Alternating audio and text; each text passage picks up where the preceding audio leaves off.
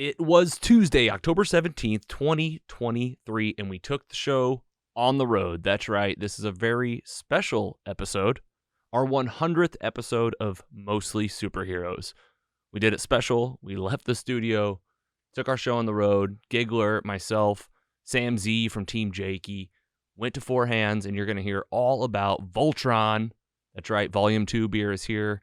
Going to hear from Andy Burgio over there. But we had to take a quick second to tell you all thank you for tuning in. 4 years in the making, Mostly Superheroes, 100 episodes. This is it. And before we got into the episode, we're breaking the format, changing it up with a very special interview. All of us here at Mostly Superheroes want to say thank you. 4 years, 100 episodes, and everyone on the team. Myself, Logan, Carrie, Andy, the Giggler, Scotty Scoop, Danny Patron, Sam the Sleeper, PC Mike, everyone we've had on the show, so many great folks these past few years. I can't believe 100 are in the books, and you guys are all part of it, and we want to say thanks. Keep tuning in, keep listening, tell a friend, support us at mostlysuperheroes.com/support. You can always do that, and we always appreciate it. We can't wait for Season 5 coming up in 2024. Without further ado, enjoy this week's episode of Mostly Superheroes.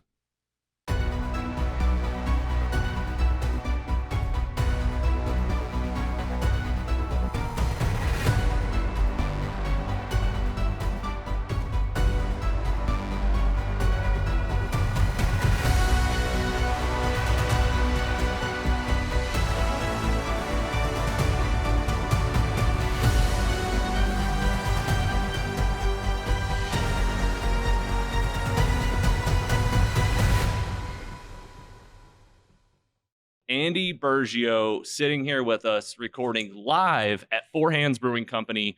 We are on the road right now with the Giggler, this guy sitting with us 4 years later. We finally made it out of the studio.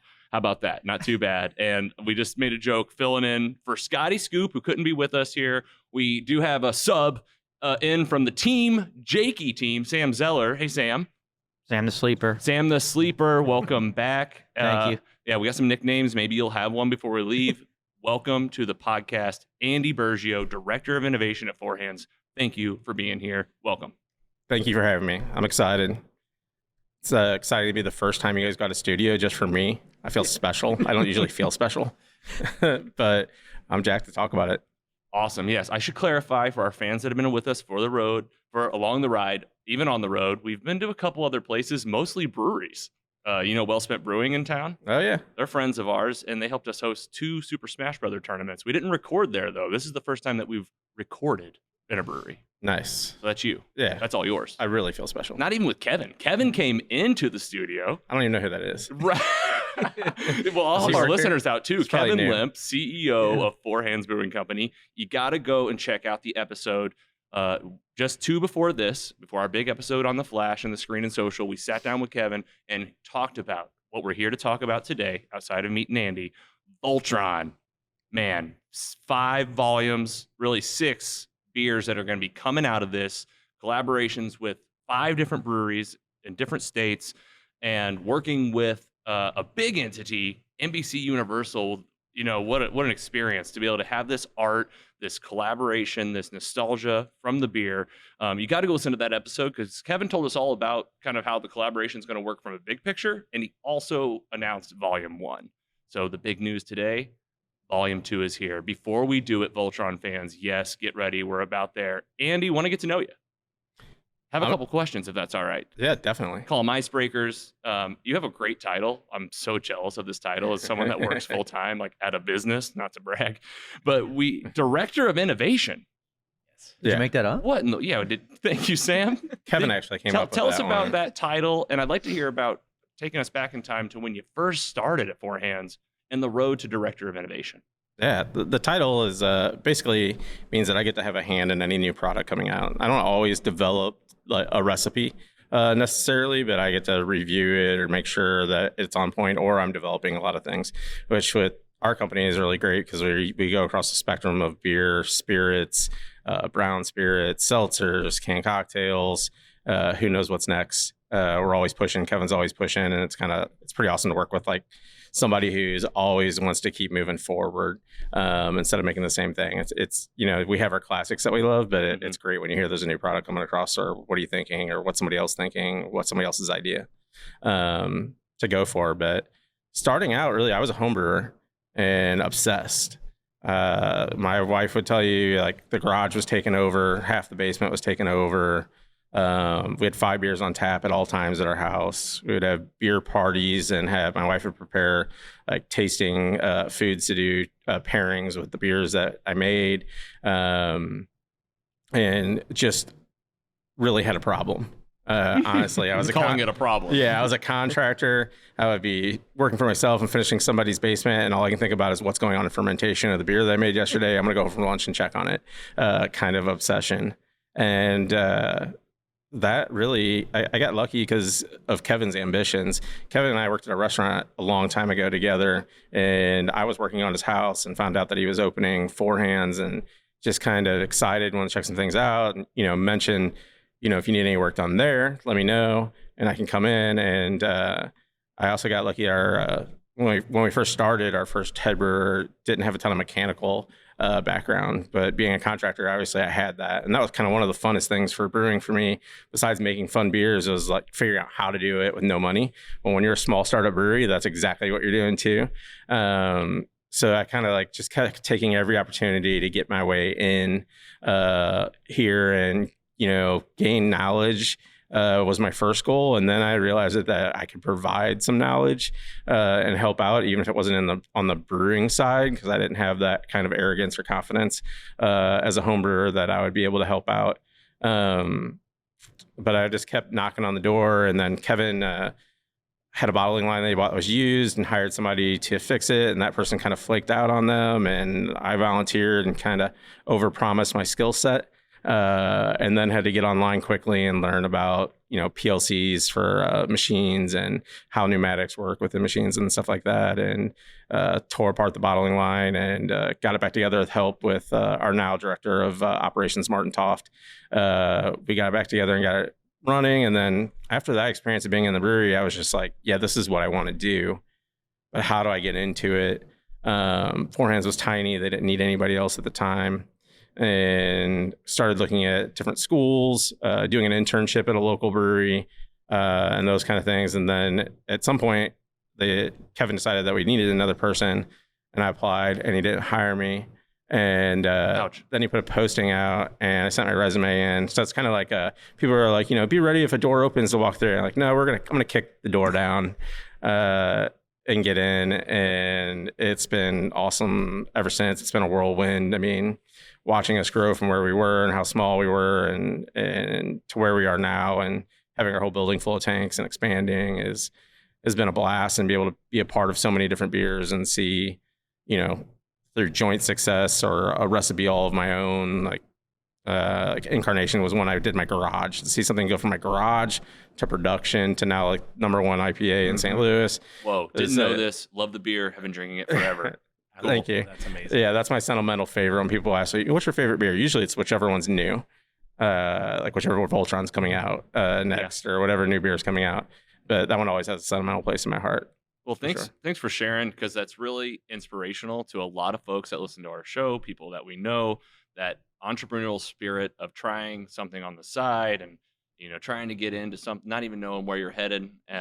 It's really cool to hear, and it takes time, right? It's like little things happen, and then certain things happen all at once. But you were brewing your beer at your house for so long, doing it in a certain way, and then to hear that your Incarnation is one of those beers that was in the mix. I had no idea. That's and it's a great segue to the next question, which is, tell us, jumping now, time traveling to present day, looking back over those 10 years, what are other projects that you love, that are you're specifically proud of? I'm telling you, when the first location that we're sitting in here right now in LaSalle Park here in St. Louis, in between downtown and Soulard. I mean, I remember being here. I remember the tap room downstairs, and every beer you guys were coming out with was just fun and different, and the cans looked great.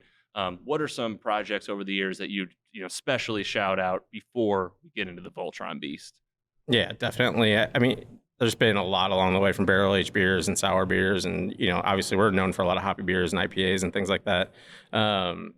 Passion fruit Prussia was one of the ones I was excited about. Just like the first label that I thought was insane. I loved our artwork at the beginning. It was great. It was a lot different than what people are doing. I think that's another, shout out to Kevin and his kind of genius of marketing and pushing that envelope more than other people. Tell our folks about Passion Fruit Prussia. Passion Fruit Prussia is a kind of a traditional Berliner Weiss, which is a sour beer, not extremely sour, low ABV, like 4%. And Passion Fruit Prussia has passion fruit in it, obviously. So it's a lactic fermentation using lactobacillus to get the sourness. And then we add passion fruit into the fermenter with the yeast and let it eat most of the sugar and leave lots of tasty treats of flavor and aroma behind of that kind of bright but acidic passion fruit, which is great. And then the label's just like a kind of like a little shop of horrors flower that is eating everybody. That's really where I fell in love with the label just as much as the beer, to be honest with you. Very cool. But it's hard not to mention Citywide. Citywide as a company is really a symbol of who we are. We really love helping people. We really love beer. And as a team, we worked together to create a label that was kind of St. Louis iconic, not iconic across the country, but for St. Louis to have the flag on it, to have the food pairings, toasted ravioli and pork steaks, and then, to be able to help people by giving back $1 per case is amazing. But the other thing we get to do, which is great, is working hand in hand with these charities. A lot of times we get to volunteer, and that's just amazing. And you're working with people who have no idea what beer is sometimes, working with little kids and providing books or classes for them to be able to see in school, and seeing just how excited somebody is to have the basics kind of ground you. And you have a lot of fun, and we definitely have had a lot of fun here over the years, but there's other moments that you look back on that are rewarding and fun. And working with daycares for people who don't have the means to pay for daycare, and building bookshelves, and bringing them truckloads of books, and just having little kids that don't know you sit in your lap to read to you because they want to be cared for and cared about, and being able to provide that along with making the beer and other people being able to drink it and provide donations by just purchasing the beer is amazing. I mean, it's been tremendously rewarding to work with the partners that we've had with Citywide over the years. Yeah, the phrase that always comes to mind with you guys with Four Hands is the whole package. Like, you guys are just you're hitting all the right marks. Like, we all want to be balanced individuals. We're trying to be balanced lives. And we also live in a capitalist country where it's business first. Well, it's real easy to get in that business first mentality and forget about the other stuff. You guys have always brought back family. You've brought back city, community. And I mean, that was Citywide. Now you're doing, which I believe Kevin told us last time we sat down, was the most popular SKU in Missouri, perhaps. Yeah. And then you guys craft-wise, and then you guys started Statewide, which he told us all about too. So you can, how's Statewide going since I talked to Kevin a few months ago? Yeah, Statewide's still doing great. It's a great beer, and why we started it is an amazing cause. The Veterans Community Project and getting veterans back on their feet, and if they haven't gotten to the point to where they're homeless or they are homeless, getting them in a house, providing them a stable environment, and then on top of that, providing them help. And for me, I don't get into politics and drama a lot, but I do like when our citizens of our state, our city, or our country work to help each other. And I feel like Statewide's a perfect example of that. It's an organization that has some help from the government through tax breaks and things like that or whatever, but really it's about people wanting to help other people, and then donations to help that happen. And I have a soft spot for veterans and what they've gone through, and and what they provide for our country, and then also what happens to some of them while they're in or when they get out of the military, and making that adjustment, and seeing it firsthand in my life with some people. It's great to just be part of their organization, to be honest with you. I feel like it's bigger than the beer and it's bigger than us. But anytime we can help, it's amazing. And then once again, it's another opportunity when you see it happening and you're seeing people get back on their feet, and that's a possibility. And saving people who defended our country or volunteered to defend our country if they were needed to, go from being in dire need to completely back on their feet and, productive the way they would want to be. Wow. Is amazing. I mean, we applaud you guys. It's awesome. It's the feel goods, and it's the same story as whenever you get into a lot of groups of people that people are left behind. And sometimes companies and entities can help pick up the pieces, and that's you guys. You're being that facilitator. All right, before we get to Voltron, we're getting there. You nerds, they're chomping at the bit. I'm telling you. Oh, for sure. And Andy, any projects over the years from Four Hands that you want to ask Andy about, or just say that you'll love? Oh, maybe some beers. This is where I like to. Not everyone knows how. I mean, we've been drinking it for how long now? What do you got? No, I loved hearing all that, like straight from the horse's mouth. Like that's awesome to hear because I've been along for the ride the whole way. Like what got me into it was the bottle art. Every time there was a new one of those 16-ounce, I think, bottles, or was it 20 maybe? I'd buy one of those and put it on display in my house. Like I have one of the when you guys had the poster that had like the first probably 50, 60 or I guess arts that were all in like one poster. Mm-hmm. Yeah, I have that in my house just because they're amazing. Like, and it's only gotten better when you look at Voltron. Honestly, like I've just been a huge fan and admirer of this place for years, and to hear like how you guys are kind of going community first as well. Like that's amazing. Like my 30th birthday surprise party was literally right here where we're sitting as well. So it's funny to look back on that. Try not to make it about you guys. Was there a question in there? You were just praising. That was great. Happy birthday. Yeah. 4 years, like 5 years later. Yeah, it was 5 years ago.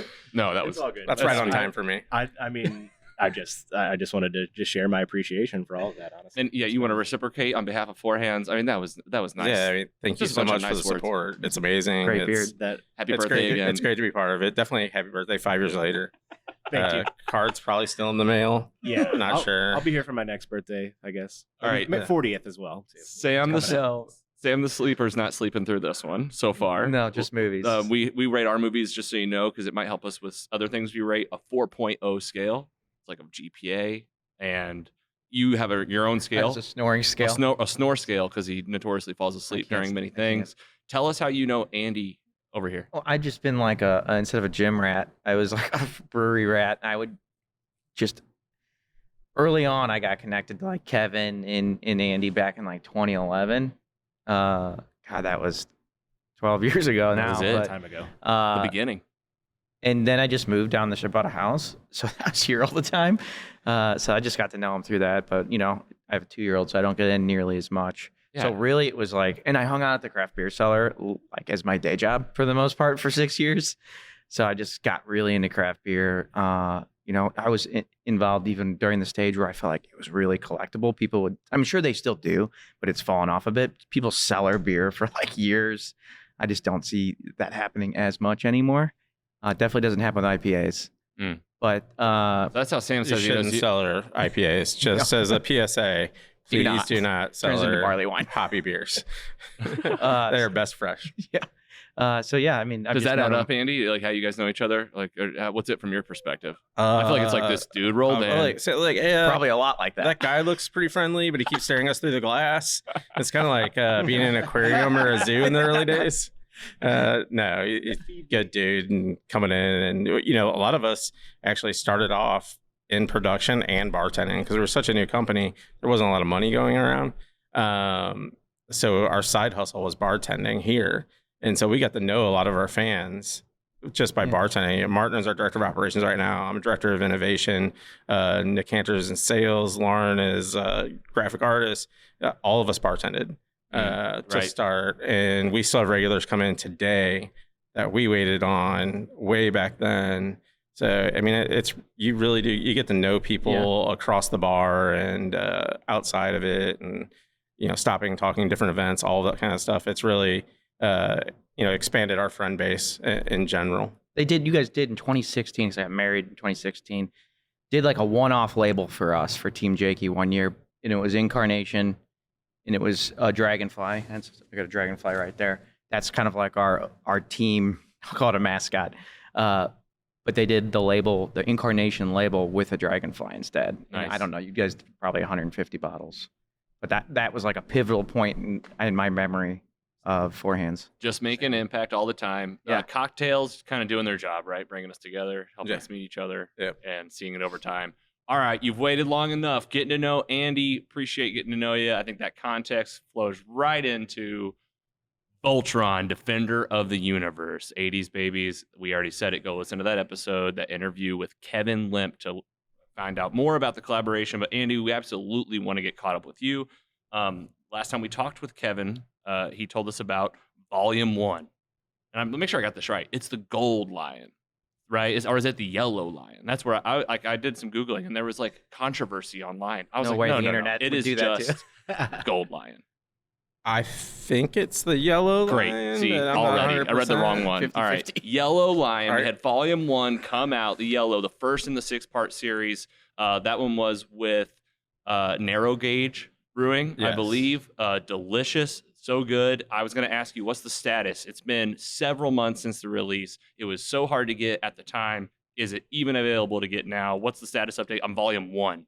It is not available. It was we're kind of doing kind of a short burst of these and getting them out there so people get to drink them fresh and just kind of go for it. And Volume 1 is gone as far as I know. We've had a lot of people ask about it. A lot of people checking the usual spots at our local grocery stores, liquor stores, and obviously here. And a lot of us are disappointed that we can't drink it and kind of want to make some more of it. Mhm. So there is the rumor that there could be a potential of some kind of holiday pack as a teaser that may have We appreciate that. people who missed Volume 1 or just wanted again to go back to, maybe combined with a couple other ones, maybe something collectible.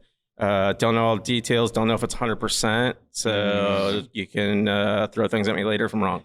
It's okay. And it just gave me a really great idea. You got this great Voltron behind you, the cardboard cut out. We are recording in video today. I mean, maybe like taps on like all the body parts. Maybe not all the body parts. But hey, We're just getting to know each other, Logan. it's your guys' brewery, okay? The 7th installment is about to get real weird. Okay, so Volume 1 The sequel. off the shelves, and now we're here in October. And I'll tell you, this was you guys did a great job from my perspective keeping this under wraps. Volume 2, Green Lion is here. I mean, at this point, you've probably said it a lot. We'd love to hear you just talk all about Volume 2. This is your guys' stuff if you want to reference that. But tell us about Volume 2, the release. And you worked with Southern Grist Brewing, which is located in, someone help me, Nashville. in Nashville. Yeah. We have all sorts of questions about the process here, but let's just start. Tell us about Volume 2. It's here. Yeah, we're obviously excited about every beer that we put out, but this one's another Voltron. It's amazing, and when we get to do collabs are always fun with craft breweries. It's a chance to connect. Sometimes you learn, but most of the time you just learn about people and have a good time.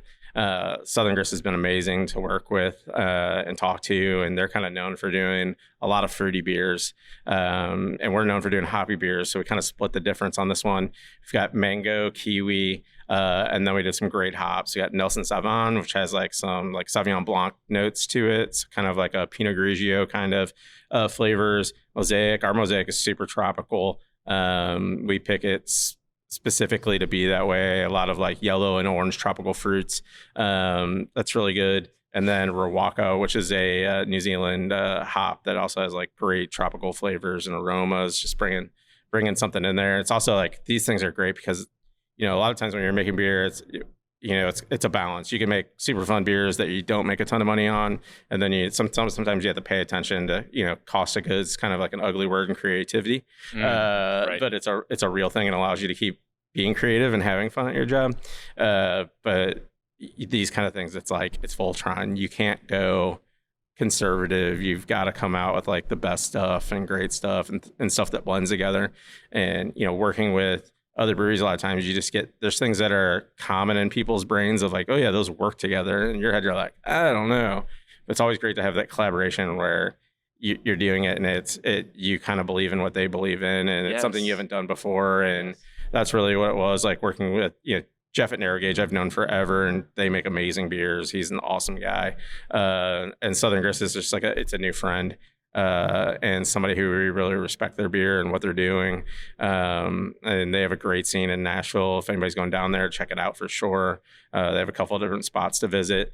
And Remind us sorry to cut you off. Remind us if they provide the recipe, you're brewing the beer here.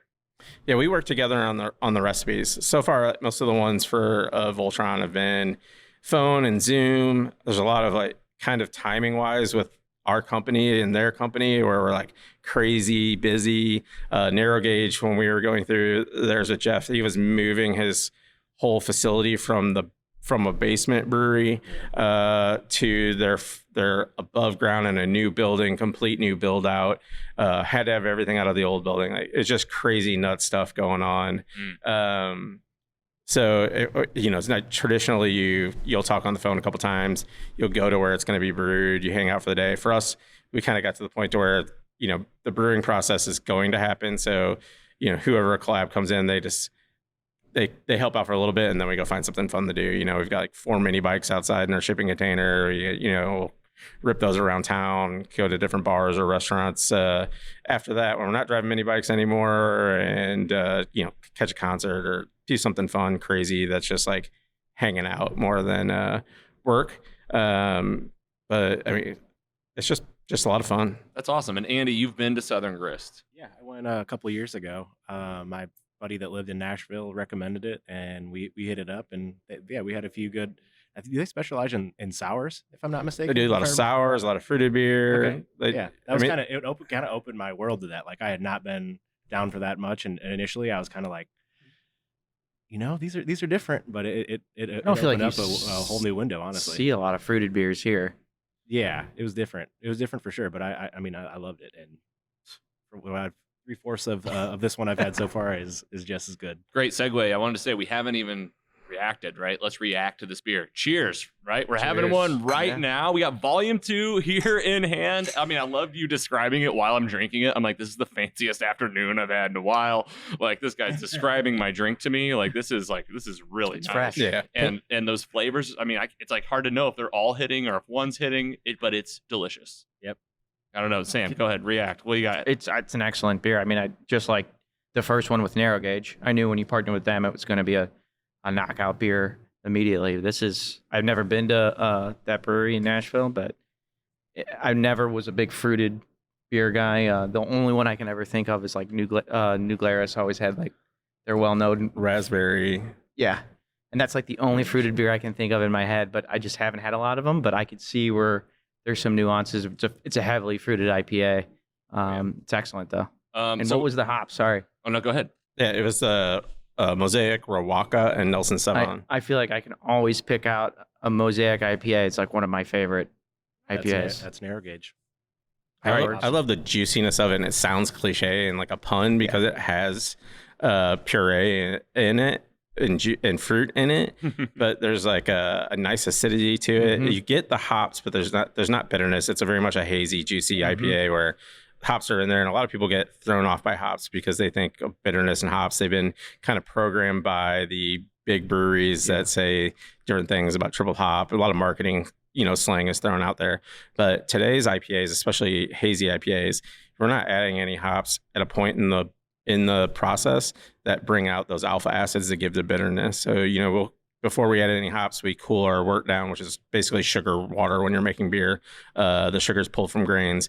We cool them down below 180 degrees, so they're pulling out the essential oils for flavor and aroma, but it's not pulling out the bitterness that you would get in what people think of hops. So there's a ton of hops in this, but it's not hoppy. They're there, and you get taste and aroma, but it's really juiciness. I mean, it almost looks like juice. And tastes a lot like juice. So. You're right. It has I know there are hops there, but that juice is forward. There's good flavor. It's one of those beers that, like you said, not familiar with the beers. Maybe you've had some certain conceptions about IPAs. This is a beer you got to try because it tastes different. It just tastes different.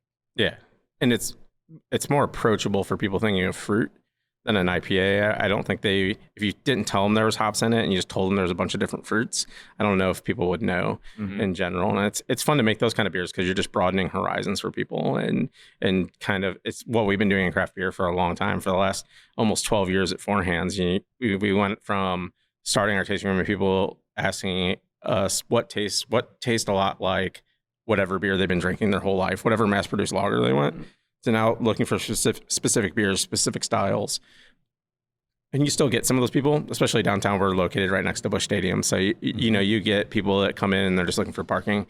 And then they try a lager or a pilsner that we make, or one of our first approachable beers was a blonde ale with jasmine called Single Speed, which we still make. And you can almost see their eyes open sometimes to something that you're passionate about, and then seeing people become more passionate about it over years is great. And I feel like this is one of those beers that can do it for people who are just huge Voltron fans and not IPA fans, and they try it. I think they'll be really impressed, and they'll really like it for the juiciness factor. Yeah, and you're also getting it from the other side. Like, I'm an IPA beer drinker. I like Voltron. I was a Power Rangers kid. Like, we talked about this before we talked. I'm getting closer to Voltron now and learning, man, to find out. We talked about this in the first episode, but Voltron's born in St. Louis, and there's all these ties to the creativity behind that, and how it got started. And then here we are, 30 plus years later. With a collaboration like this. I told this to Andy earlier. I feel like that for me, the kid version of putting Voltron together was Power Rangers, putting the Megazord out of the box. I got the green one, I got the red one. That feeling has come back new to me with these beers. Like Volume 1, I'm happy. Part of me is the collector in me, I guess. I didn't learning all about myself this week. The collector in me got that Volume 1. I got an unopened one on the shelf. I'm like my grandma with the Cokes, but like, man, I'm like, it's like, I don't want to open it. And I'm thinking about that 2 sitting next to it, that 3 coming in. And let's just talk about the artwork. I'm so amazed by the artwork. Andy, the Giggler, said it. Tell us about working. I'm going to do a 2-parter here for you. Mix in a question from Scotty Scoop. My part of the question is, what's it been like working with NBC Universal? It was still kind of new when Kevin was talking to us, so I kind of want to get caught up on like how it's been working with them to get these cans approved. They look amazing. And then Scotty's question was, what other kind of merch and swag and stuff can we look forward to? Yeah, I don't know all the answers on the swag. I know glasses and shirts, obviously, and I'm sure we'll come forward with some more things. As far as working with NBC Universal, for me, it's super easy. I don't really have to work with them hardly at all, except for providing whatever information that Lauren Shirk and Josh Rowan, graphic artist and artist, needed. They're the ones that really worked intimately and hand in hand with NBC Universal. I think it was a lot of ways that, from listening to them, it's kind of cool from their standpoint to see how it's done on that level and how big it is. And also kind of seeing on that level, like, they've never done anything like this before. They don't usually work with a brewery. They don't know the proper or what steps they want to take. Not so much the proper steps, but like what steps they want to take in certain areas. So it's been really cool. It's been a learning experience for them. I think, there's obviously a workload there. They do a lot of work going back and forth. But for us, we're just constantly bugging them, are we approved? It's reviews. So we can make another beer. Down to these reviews. Yeah, they review every step of the process. And we just want to put the next beer out every time. We're just one track mind. We're excited. We've been talking about it. We've been talking to the other brewery about it. We want to taste it. And the excitement hasn't gone away with me. That's a cool thing. Like, even though it's 2 and, we just narrowed down what 3 is going to be.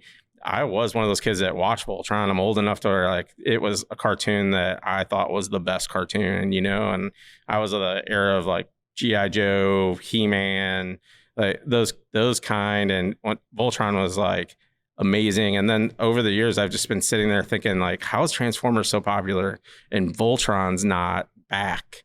Or why isn't Voltron even mentioned? Everybody just talks about Transformers. And I was like, there's so many similarities there. And Voltron did it first. It was amazing. And kind of waiting, like, when is it going to happen? And then hearing Netflix is going to relaunch or launch a new version of it is exciting. But I feel like this is like justification of years of me being like, you don't understand that Voltron is great, but like there was I mean, not Voltron, the Transformers was great, but Voltron was there, and like it pre-existed before Transformers, and it was amazing. And the concept's slightly different, but you're still coming together to make one big machine. Well, just so you know, folks like you, Scotty Scoop, I think Kevin, even a lot of other people I can think of, just stood up out of their chairs and applauded. I think like they were with you. They could feel that, because I can just see that mentality. Like Transformers is coming out, you're like, we already did this and we crushed it. What are we doing here? Yeah. And now we're back. I'll tell you, Jeremy Correa from Cool Fire Studios, he got to work on the early production with Voltron, with Ted Koppler. And obviously a lot of this started with the discussions and partnerships with Bob Koppler and his restaurant and working with you guys. but Jeremy would agree. This is something special, and now it's kind of brought back to the forefront. And how fun to do it with beer cans. Really, really exciting. Yeah, it's pretty great. Okay, so we got one of Scotty's questions in here. He had another one. When it came to assigning brews to different breweries, what are the qualifications for these breweries? How did you choose them? Was there an application? Are they just friends that you were like, I'm just going to reach out to my top 10 friends first? And it was maybe like one in each state. Maybe a little bit about the strategy there. It was definitely kind of spreading it out across the country as far as brewery goes, but really it's somebody you want to work with and you're excited about it. And we couldn't do all local breweries. Like we're friends with a lot of people, and it's one of the times where it's hard because you have something that you're so excited about and you think they'd be excited about it, but you can't share it with everybody you want to. So we picked, some people are friends and some people we didn't even really know that well that just made beer that we really respected in different places, and opportunity for us to, make something fun, meet new people and learn from them and kind of pull from what they do well. Because we're always trying to get better. There's not a lot of ego here. It's about, teamwork and figuring out how to make things better and taste better, get people excited about it. And I think that's kind of where it came. It was kind of like a group effort to throw some names out there and things that we want to come out with and who we want to work with. And then the beers are individual basis. It's really a conversation that we have with each brewery, and, some make more sense than others. And, we haven't figured out the last two yet, but Narrow Gauge, we're trying, different yeast, but really kind of something that's both in our ballpark of, kind of a hazy IPA with some amazing hops and a good Kickstarter for Voltron of something we're both really strong at and known for. And then for volume 2 at Southern Grace, like we talked about, like fruit forward brewery, and really wanted to get to know, because they just come up with insane combinations all the time. And it's one of those things where you just look at them and you're like, how did they come up with a new one? How'd they even think of that? And then next is Hot Butcher. And this is volume 3. It was volume 3 is Hot Butcher. Okay, Hot Butcher. And where are they? Hot Butcher's that's the brewery. Chicago. That's the brewery. Yeah, in Chicago. That's the brewery. Okay. And what color's next? Can you tell us that? I believe it's black. Black. Okay. Which is, I think, the big boy. That's the big lion, I think. I'm not 100%. Okay. I just saw like a mock-up something. Yeah, that was kind of my question, is if you guys affiliated like the colors with the respective breweries, or if that's just to be determined, or just... I think it's been more like Kevin and Lauren working, together to figure out colors for which beers that are coming out. Do those beers get are these beers distributed to those cities in general, or is it just happenstance that, hey, if you can get it distributed there, it will be. If not, you're basically, are your pool of breweries in cities that you just currently distribute or not? Almost everything is sold here. Okay. Yeah.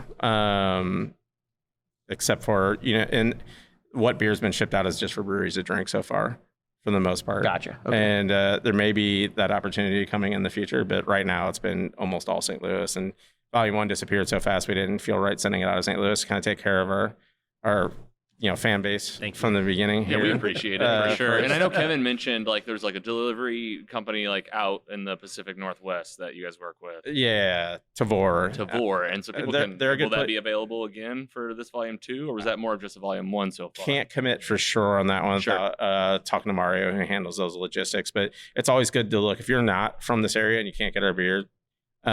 We do distribute to other states, Iowa, Minnesota, Tennessee, and a few other ones. But if you can't find it and you're in the Pacific Northwest or something like that, Tavor is a great place to look to get beers. They usually, kind of hand pick exciting beers and ask breweries to send them to them and check out. So it's a good chance to get beers that aren't in your area.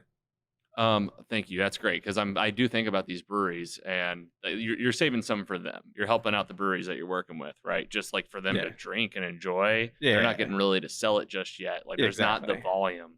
Yeah. Quite, but that's obviously becomes maybe a goal that's in the background of all right, let's see. Everything's a market test now. Everything, you have these 6 beers that you're just going to be out in the world. Let's see how it goes. If we weren't so excited, there'd be an insane amount of pressure. There's a finite time that we're given with our contract with NBC Universal. To get everything done. And the first one, we didn't know what we were getting into from an approval process. And so it took a lot longer than what we thought it would. So then we were kind of more behind the 8 ball, but you don't want to just pump them out. You want people to be able to get excited about each one, like the way we get excited about each one. Well, and the limited runs, it's getting me, you can't help it. That feeling of man, there's not that many out there. these cans look insane. Okay, like if you're really thinking about this, you definitely want to try to get your hands on them. Sam, I want to turn to you, man. What questions, thoughts you got for Randy so far? I want to talk about like on the flip side of a collaboration. This is a collaboration that's mostly under four hands, the helm. Has there been a collaboration with another brewery in another state or another city that you were like, that was awesome, or that, the beer ended up really great, only you guys got it, no one else in St. Louis saw it? Yeah, I mean, there's been a ton, there's a lot like that if they're not local that we do. And that's a great thing about collabs is you're usually making beers that are possibly better than the ones you normally make. You kind of loosen up the budget a lot of times. That's a lot of fun. It's hard for me to pick out like a favorite necessarily. I think from experience wise, just, being able to go out of state and go to different breweries and check them out in general is a lot of fun. But it's hard. Yeah. It's I hard want to go to launch. I want to go to launch parties out of state. That's Is what I'm thinking. I'm like, let's get there. He made it sound like the collaboration isn't so much work as it is just like an experience. So is there a brewery you can name that was like, that was a freaking blast going out there? I think experience wise and kind of like a matriarch of craft was Stone for a long time. And when Mitch Steele was still there, he's with New Realm now, but before Mitch left, we got to go out there and we did a collaboration with them and Bale Breaker, which is basically a brewery born out of a field where they grow hops by a family that grows hops. Doing a collab with them was amazing because it's, it's such an ingredient that you're constantly chasing for amazing quality, but also new. But being with them at Stone and just seeing the massive production scale of Stone and Is that West Coast, right? Yeah, and learning from Mitch. I mean, for me, it was more Mitch than Stone that I was excited about, and being able just to have a car ride with him and just me and him and talk about things like on the real for somebody who's been in the business for so long and has seen the high success and made the beers that were the most popular. And then, getting to the point was, a lot of times when breweries get big, it's a lot of things come in from marketing, sales, and pressure. And, and I'm not saying it was Stone, but, I've seen a lot of bigger breweries and I've tasted their beers over the years, and you see like, okay, they don't put as much hops in as they used to because the budget's different, and they start thinking you save a pound, and when you're this big, a pound per batch is a lot kind of thing. But Mitch was just, really open and honest about the business. And I learned a lot from him in that experience. I think that's why I appreciate that collab. And then the Bale Breaker guys are hilarious and funny and goofy. And I remember Stone's IPAs.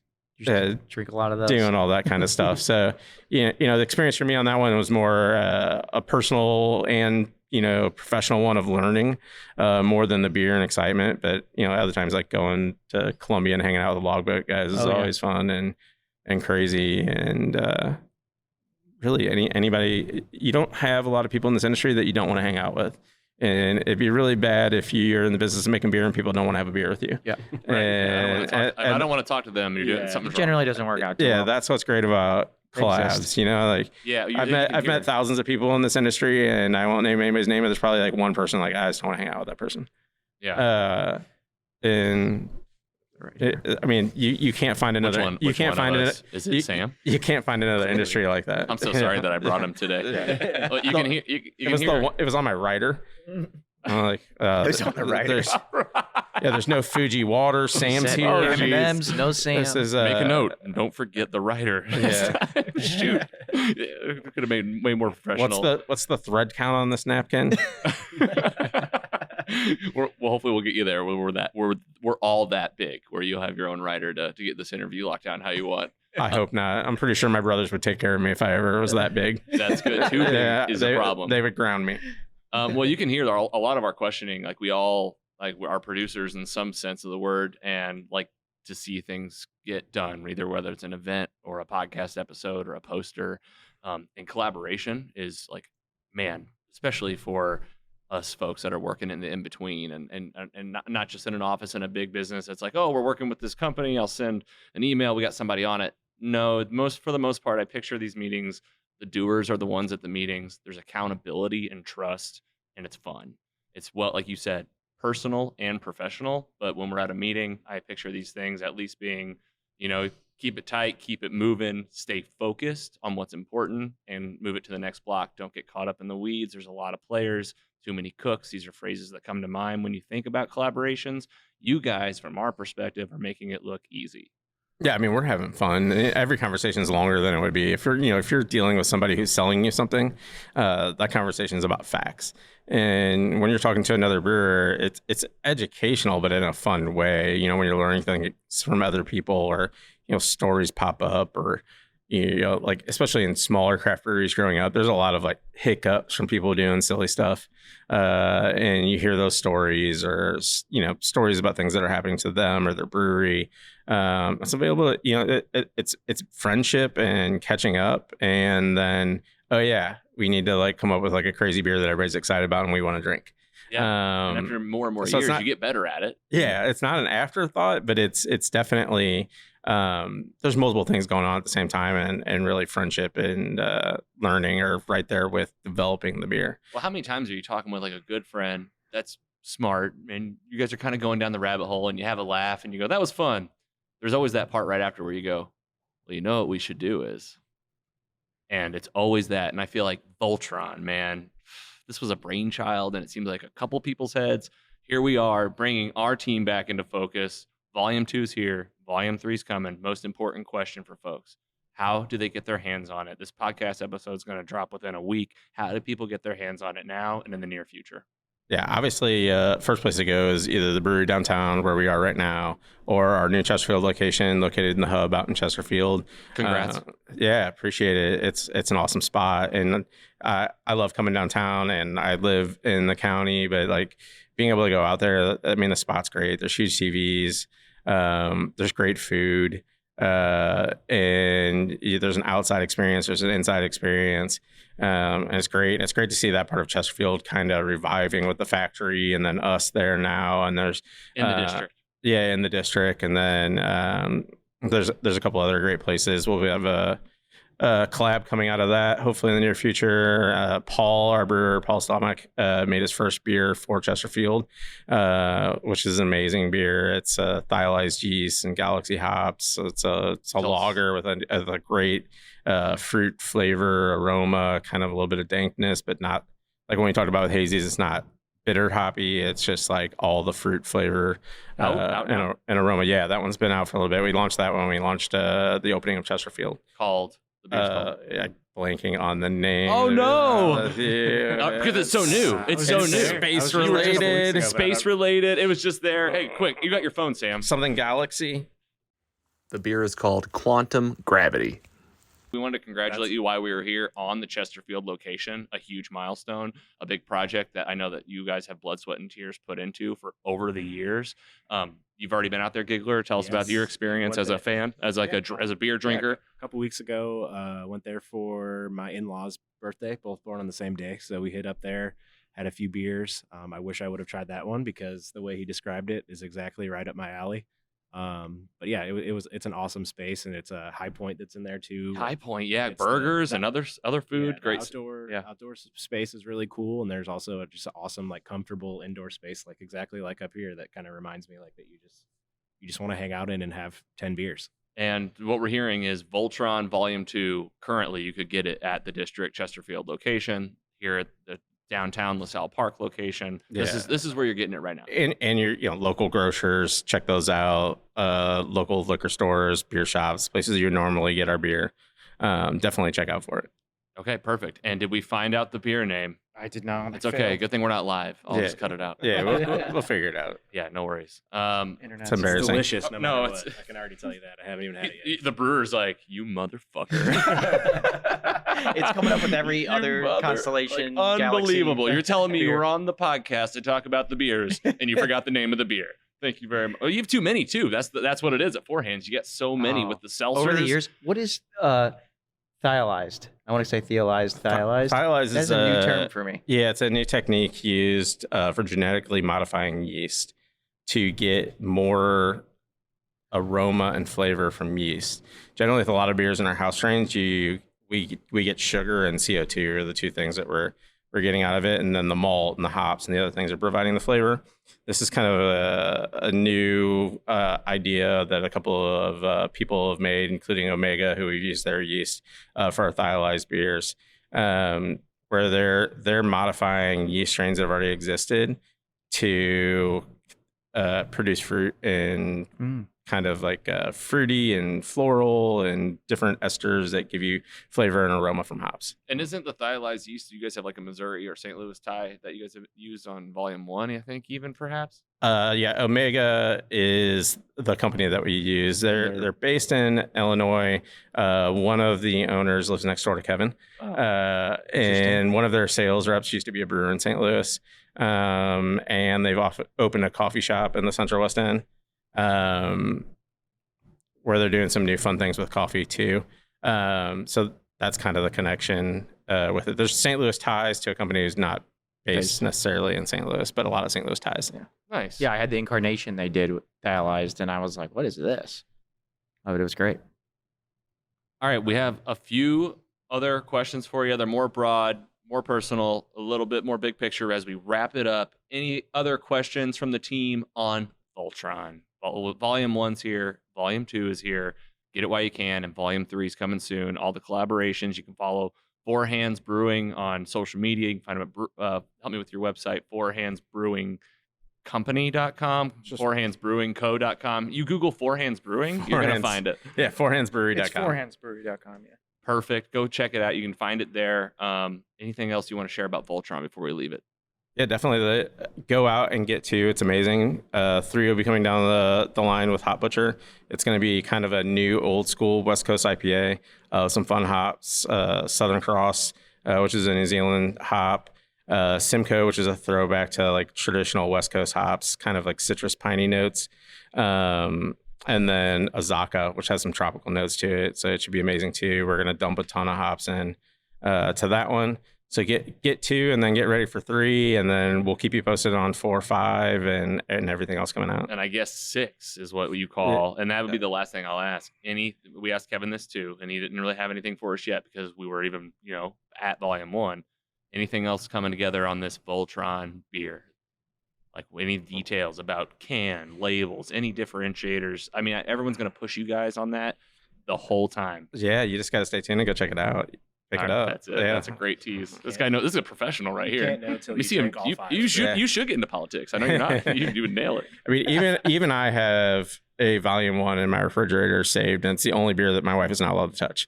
That's it. That's the first time I'd ever kept one closed and been holding one. I'm telling you, I've never done that before. Like, I think I may have kept one well-spent beer after our first event with them. I was like, this was a personal thing. This was the first like public thing. I was like, I'm pretty invested with it. But like, I want to keep this. Yeah. There's something special about it. I got some 7-year-old incarnations bottled if you want to try one of those. Oh, man. 5 Good Lord. They're just exploding at this point. Yeah, 5 of those. Yeah. All right, Andy, we've taken a lot of your time. The last few questions for you. This is stuff that we ask all of our folks. We have a segment on our show we call What You Watching. We've changed it. Giggler doesn't even know this yet. We've changed it to What You Sharing. It's a better fit. It's also a lot more inclusive, Sorry, blind people. Like, our fault. Like, man, what you watching? Like, it just went right over the head.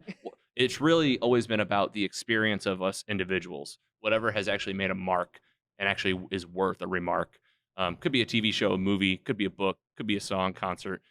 Anything special you've experienced recently that you'd recommend to our folks, and we'd love for you to rate it on a 4.0 scale. Ooh, that's a hard one because I pretty much stayed out of everything, and except for the stuff that you're experiencing. Voltron on Netflix is kind of my new thing that I'm into, to be honest with you. Perfect. I got hooked on it, and I know we're talking about it, so it sounds bad, but a lot of the other stuff I watch, good. No one wants to know what I'm watching on YouTube, and a ton of it is YouTube, or if it's content that's social media, I only want to see like amazing places or pictures on Instagram. Or if anybody's going to talk about politics, I want them to make fun of both parties and everything that goes along with it. I don't want to hear any of the negativity, or I don't want anybody's opinion on it. I am thinking about running for vice president, though. I haven't announced it yet. I'm probably announcing it right here. I don't think anybody's ever announced a race for vice president. I just wanted to do that because no one's done it before, and you have our vote. I have no idea who would be president though, but I feel like I don't know. My research on you was pretty clean. Granted, it was about 6 hours yesterday, but that was it. But nothing. I'm voting. You got my vote. I appreciate it. I mean, I have no real platform or views. I just figure like I'm scary enough to the general public that they wouldn't want to hurt the president, and that makes me a good vice president. Well, and you were on Between Two Firkins. Yes. Between Two Firkins is a show that he was on, obviously a parody of the hilarious Zach Galifianakis show, and later a movie, Between Two Ferns. This is tell us how you got involved with that. That was like a 2020 video. One of our you did. former interns, Josh, who was working for Brick River Cider at the time, and he's moved on, but it was him. He's a genius. He is the host. He's amazing in general. He's a great person. He's hilarious.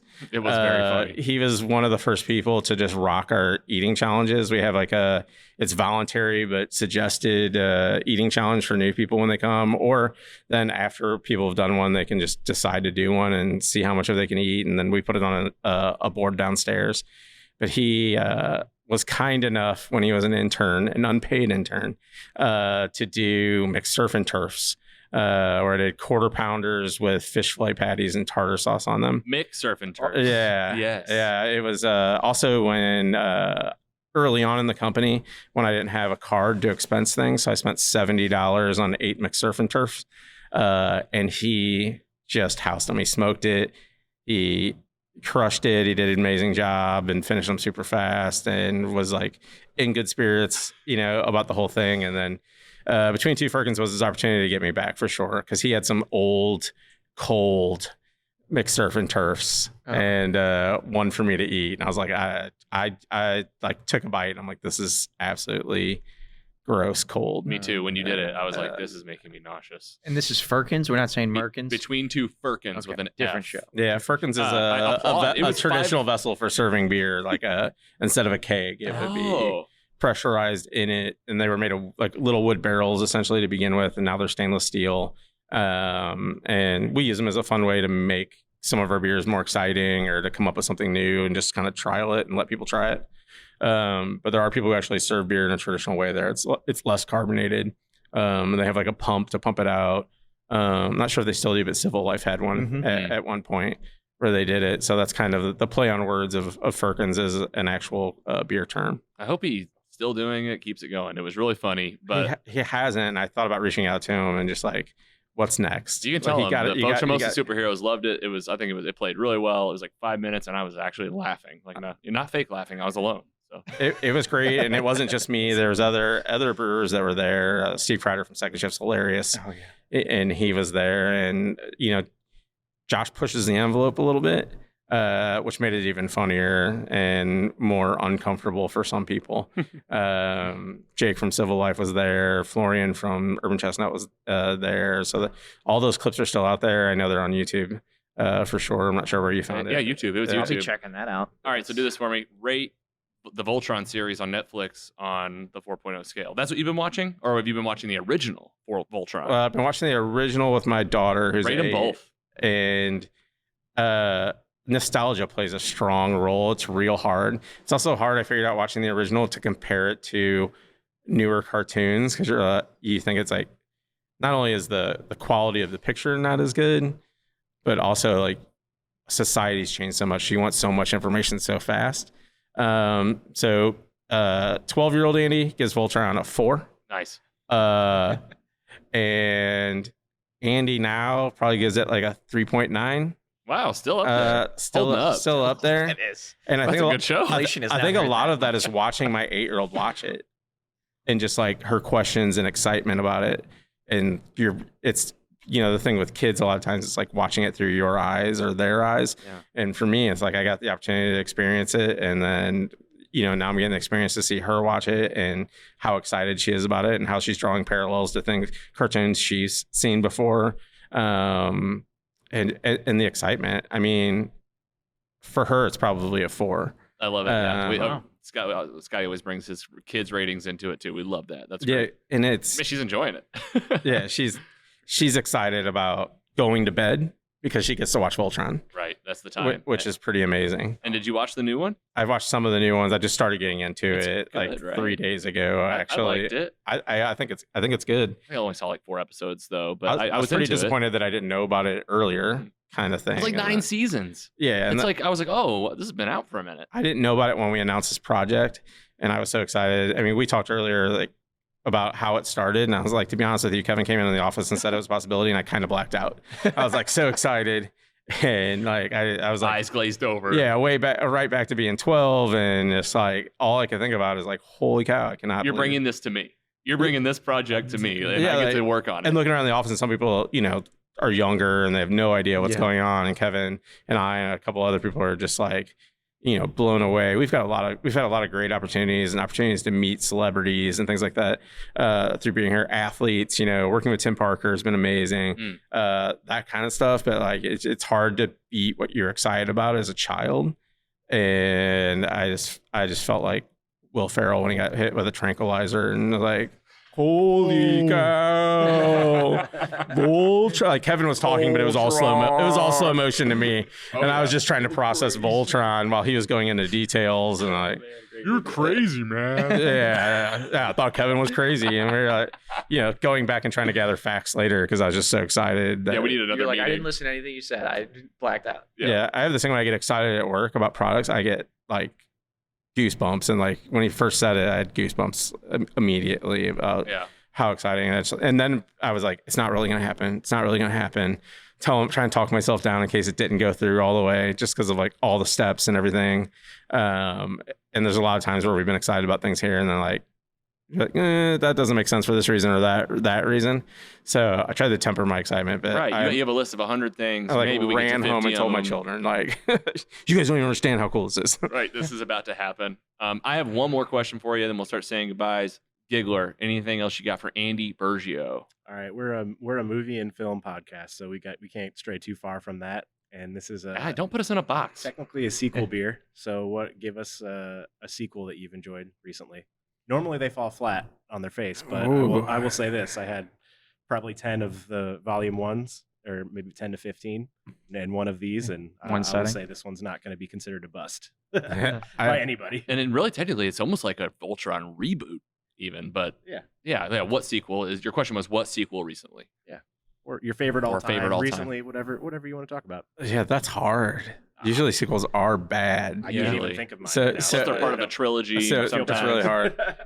Little kid Andy loved Rockies.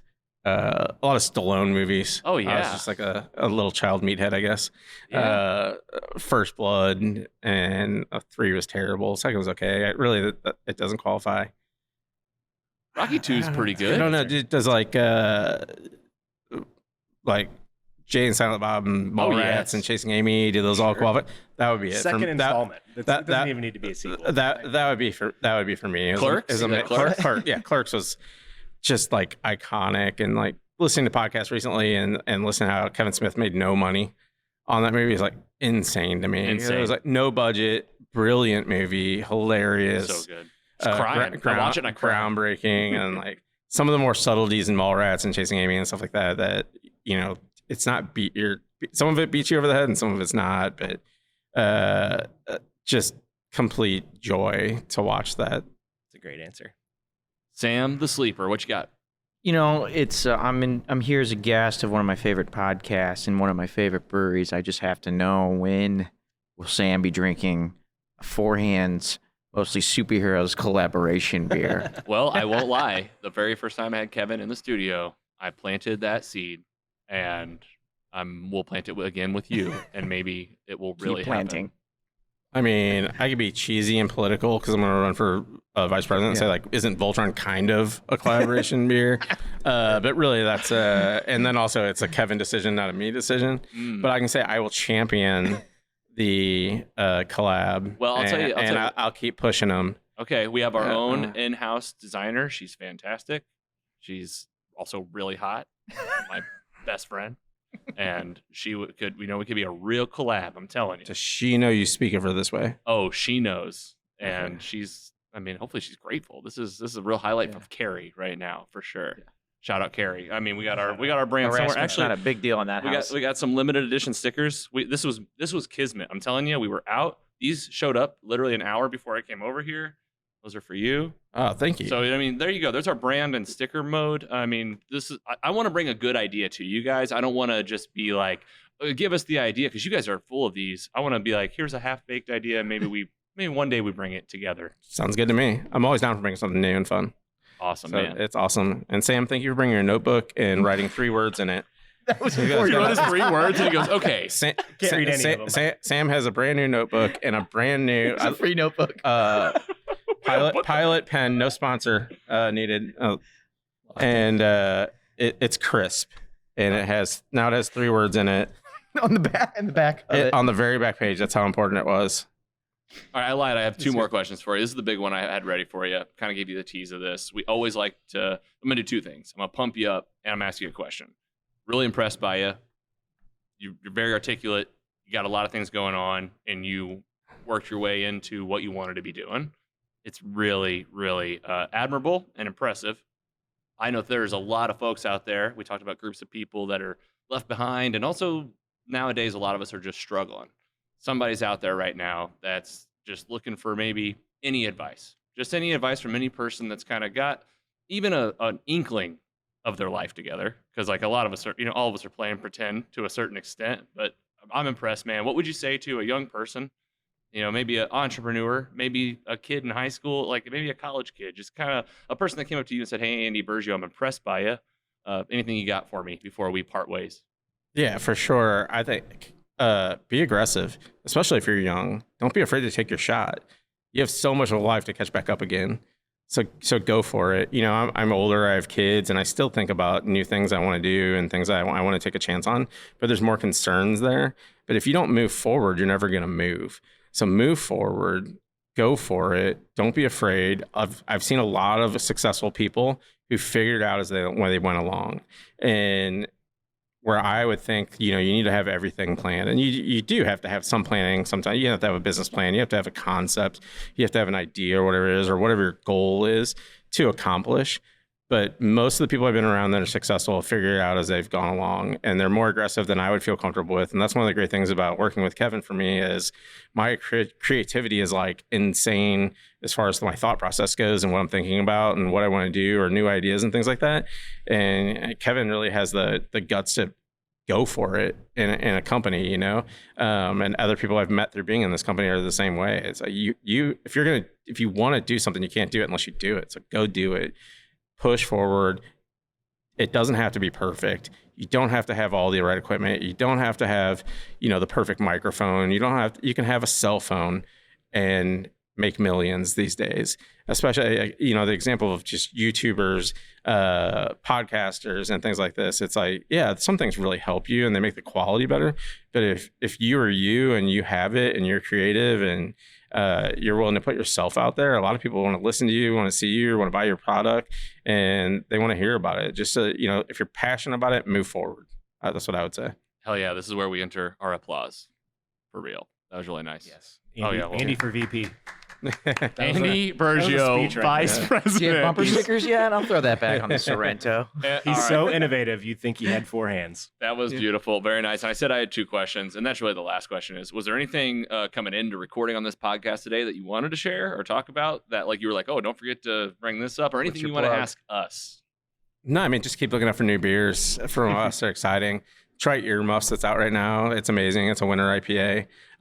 Just crazy fun hops, cashmere hops, kind of just play on words, but the hop is actually fantastic. So for a winter beer, that's really it. All the I beers was are more out nervous than anything. Yeah. I was afraid we were going to get into like deep dive into comics and superheroes and things like that. And I don't have that depth. But so I pumped my 8-year-old and 11-year-old for answers last night, and they came up with a lot of stuff. But mostly they just trash Batman. Is what I found out. Is That's even great. at 8 and 11, they know Batman doesn't have superpowers. We have a phone. It's 754 call log. With your permission, your kids should totally call and leave us voicemails shitting on Batman. I'm telling you, there's some misconceptions about what our show are. Even Andy, who's been on the show for 4 years, apparently I got to talk to him after this. TV and film is where we started. We are definitely storytellers, and we feature stories. And really, what I've realized is, no matter what we talk about, it always comes back to extraordinary people. So I feel like you're in that book with us now, and it's also mostly superheroes. It's because you're mostly a superhero to us. We try to be superheroes ourselves in a certain regard. So I'll say Andy Burgio, Director of Innovation, Four Hands Brewing Company, thank you for your time. Congrats on all the success, and we can't see what happens next, and we'll all be prepared for Volume 3 and beyond of Voltron. Thank you. Thank you. It's been a blast. It's fun hanging out with you guys. It's kind of like a collab in itself, just doing a podcast. Here it is. Check that out. Talk about everything. Yeah, definitely. I mean, I've always talked about starting a podcast, but I really haven't. But it's cool to see it in action and talk to you guys and see your passion and excitement and see Sam's notebook. Really, I mean, it's been amazing. You need one. It's a requirement. It's a good fill-in. I always bring your notebook. Always. There it is. All right, Andy Burgio. Oh, go ahead. Is it Scotty? Right, Scotty Scoop. Scotty, I missed you. Surprised you didn't put notes in Sam's notebook. But hopefully we'll catch up and have a beer sometime. You will. We all will. I'm picturing like all of you guys with it. Andy is also the giggler, notorious for his notebook. The funniest notebook story I have of Andy recently was we were talking about the movie The Flash, and I saw on his notebook it said Batman, and he had it marked out, and he put The Flash. He had the title of the movie wrong. I mean, I was there for Michael Keaton. Have you seen this one yet? Mm-mm. Okay. Yeah. I'd still recommend. Good. You've stayed away from. If you have Max, HBO Max, whatever it's called nowadays. If you want to watch, it's a good watch. Watch It's The just- Flash. It's on HBO Max. Some good Batman It's stuff. just not what we wanted. Well, I was. enjoyed it. They've spoiled a lot in the marketing. Listen to our episode on The Flash, and you'll hear all about it. Yeah, definitely. I'll check it out. All right, Andy the Giggler, Sam Z the Sleeper from Team Jakey, Andy Burgio, Director of Innovation at Four Hands. I'm your host, Logan. Scotty Scoop, we miss you. Listener, thanks for tuning in. Thanks for being here, and we'll see you next time on Mostly Superheroes. Take it easy.